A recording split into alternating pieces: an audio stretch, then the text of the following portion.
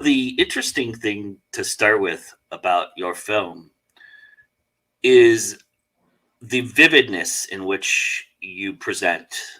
The colors are a huge element in this idea, and I'm kind of curious, was that something in pre-production that you worked on, or was that something in production that came about that you could kind of discovered? How did the colors play a role in creating the narrative?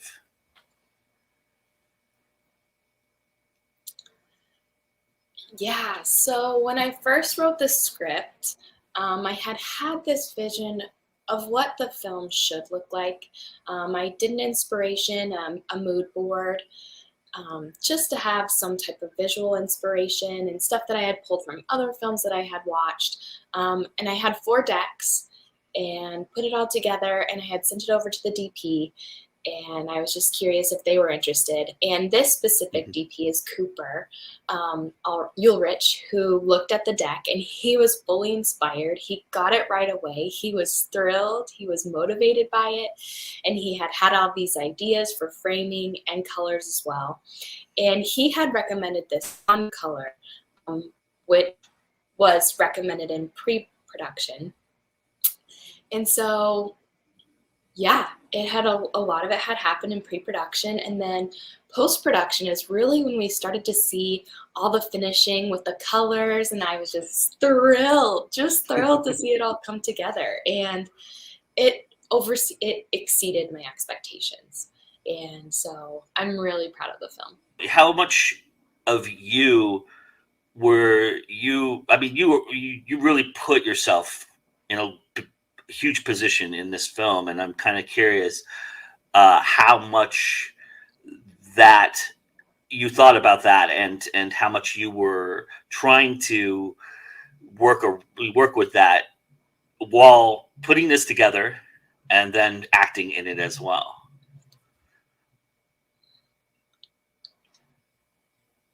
Yeah, I did invest myself in it, and it's crazy, right? I mean, in pre-production, we were very organized. We had a structure. I wore many hats. I tried to delegate a lot of things to my team, and my team brought a lot of their own strengths while we worked on this. And yes, for the acting piece, yeah, to show the 2 different characters. I did work with an acting coach, but she really challenged me as an actor. She really was able to pull all these different emotions out of me, the vulnerability.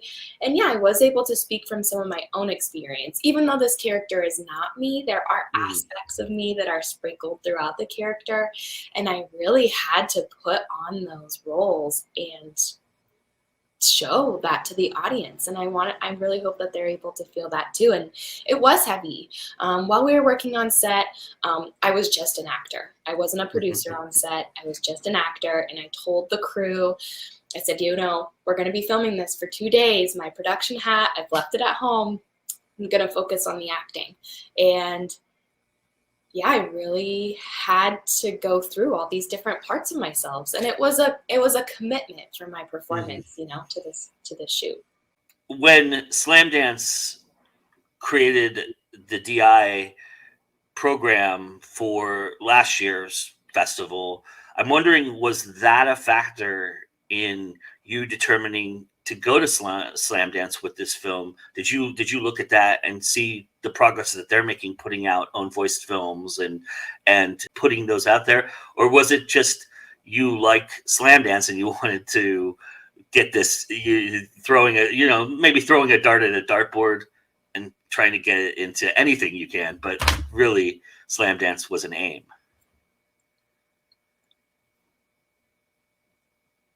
I did. So I had submitted to several different film festivals, and I, was shooting for the stars in a lot of ways. And I just took some big risks, and I did make that submission to Slamdance. And the funny story is, my producer, Michael, was another producer on the multi. I was in another short film just as an actor. It was called Amy Victoria. That one had been submitted to Slamdance, and it seemed like maybe they missed the mark or the timeline or something for that one. And they had reached out to him to see if he wanted to submit it. And so then there were a couple of other films that that he knew I had worked on, like The Multi, and they had said, oh, The Multi, and they had kind of took interest in it. And so we had sent a cover letter and sent it over to Slamdance, and they were pretty surprised when they had watched the film. And all of the judges were very impressed, were pretty shocked. So I was thrilled, when I got the information and got told. I really didn't have any emotion. I was just shocked when I had gotten the news. Like, I couldn't believe it that we were actually going. And so just trying to process everything was just like, Slamdance? Wait, I made it to Slamdance? It's wild. What did playing this character give you that you didn't expect?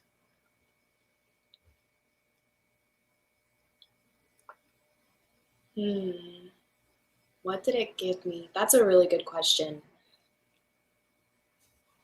I think that being able to play those roles really gave me, it expanded all these things that I didn't realize that I had. I am pretty blown away by just how much of your true emotions you can convey. Like when you're passionate about what you do, which I really love the story. I really love being vulnerable. I didn't have a problem sharing my feelings, but then to actually convey that in the acting, it was a really nice give. And so I am looking forward to having that type of experience and having this experience shared with the world, and I want to do it more. Nice. Is there plans to expand upon this story, or is this, you've done this and you're going to move on to something else? The story is finished, but the door has been opened. It could be expanded. It could. There are so many things that you could add. There could be backstories for the different characters within the film. And so I am focusing on producing another film that I wrote, and I really look forward to going through that for this year. We'll look forward to that for sure. We're in a time when we're apart from one another, and you kind of use that to your advantage a little bit in this film. Was that the design from the beginning? Did you write that with this isolation kind of feeling in mind, or was it kind of a sign of the times that created the separation between you and the actors?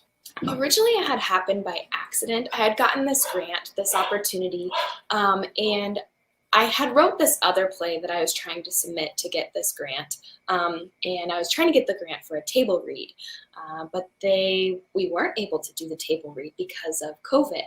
So they had said, hey, if you want to submit something else for this grant, you should. So I wrote this script in 3 days with the sense of being isolated, and I decided, why not incorporate mental health within this world? And submitted it to the grant, got accepted, and it was really nice to have, but I still had to invest a lot more money into this project, and it was totally worth it. The investment, the financial investment, it ended up becoming way bigger than I expected. At first, I thought it was going to be this cute little production. I thought we were going to make it with an iPhone, but then it turned into a full-blown set. We had a crew. It was a real production, but I'm really glad. And I'm really thrilled that I went all the way with the production and we made it into this.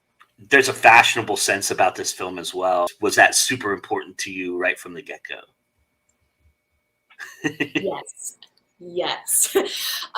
Without saying a lot, the characters are very unique in their own ways, and I really Yeah. did want that to be portrayed. It is very significant. So when people are watching, yeah, the way the characters dress the way they do, there's many layers to that. And so yeah, we did have that envisioned. And then when I had created my board, my inspiration board, we did wardrobe inspiration, and all the characters in the film had their specific wardrobe. It is very important. It does help to tell the story. I'm curious for where you feel we are at with own voice films and DI films, and do you feel like progress is being made? Do you feel like, is there something other than where we're at that we could be doing to promote these films, especially the shorter films, because short films are hard to promote, period. But for an own voices film where there's certain segment that you're representing, do you feel like that's important, or would you prefer that it just be looked at as a film and not worry about any of that? Yeah, I think that we've made some progress. I do still think that there's a long way to go for authentic representation and seeing that on the screen. And especially with deaf and disabled actors and BIPOC, I do think that we need to do better within those areas. And that's why I did want to create and use this type of platform. And I wanted to intentionally make a film that is filled with people that are unrecognized, so that when people are able to see themselves on the screen, that it's rich and that people are truly able to see themselves and see that they can do whatever they want as a person. If they're a doctor, teacher, scientist, judge, it doesn't matter. But if they don't see themselves on the screen, how are they going to dream or aim for things that are bigger? And producing more stories with disabled and deaf crews, or even having disabled and deaf crews in front of and behind the camera, it's so important. I mean, the PR and the messaging needs to spread to other production companies to also do the same. So I'm hoping that this will inspire them to do that. That yeah, we do need more diversity, and I'm optimistic that we will see more and that this will be inspirational. And eventually, hopefully in the future, that this would become a film and everyone would be able to see it and everyone will have access. I mean, of course, that's the goal. Do you feel like the short film medium gave you a lot bigger platform, that you were able to play a lot more? Did you feel more comfortable in doing it in a shorter form? Do you think that's a good gateway for filmmakers too? Definitely, yes. Short films are a good way to get started, especially if you are a new filmmaker. There is a lot of things that you can play with. You can play with your budget. You can expand. You can learn. I mean, I learned so much. And that I can then take into my next film. And I think that if you start with a short film, it is a full script. And I mean, you can even just pick, even if it's a full film and you just pick a short scene to film and film the whole scene, those things are still really nice to start with. Even if it's just one scene, just to be able to see what you're working with, to get an idea of how things like that go. I mean, short films are a good way to start. And it's a way for people to see short films and have a realization. But movies, features, of course, there's more challenges. There's more money. Yeah. More people. You have to collaborate with production companies. Then you really have to get into pitching. Yeah, my tip to everyone is to start small. Yeah, baby steps. What do you love about independent film? What is it that really captured you? Independent films, they have their own depth.